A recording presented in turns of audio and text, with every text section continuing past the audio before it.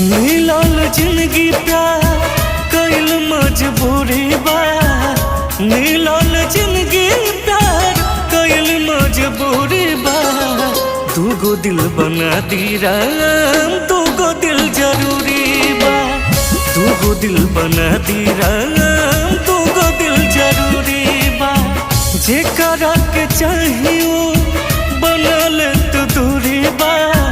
जेकरा के चाहियो बनल तो दूरी बा।